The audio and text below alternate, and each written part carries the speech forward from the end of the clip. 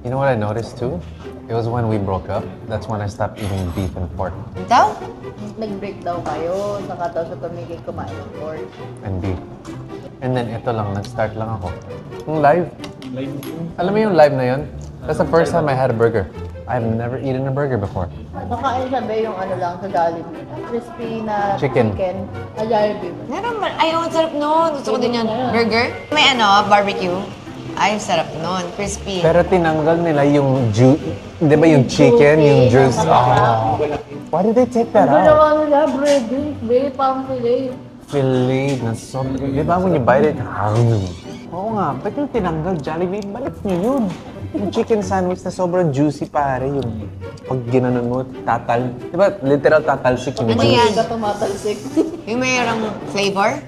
No, it was like a chicken sandwich in Alam Jollibee mo yun, that di ba was... yung Jollibee Chicken Joy. Oh. Ginawa nila. Ginawa nilang... Yun yung laman. Parang breast ng chicken. Yun yung ginawa nilang patty. Hindi tinanggal yun. Favorite ko yun. Simot? Simot. Wala na. Tinirahan naman kita eh. Okay lang yun, babe. Favorite mo din yan. Share, share, share, share. Kamaris. Thank you so much. Abot na naman. May yellow baka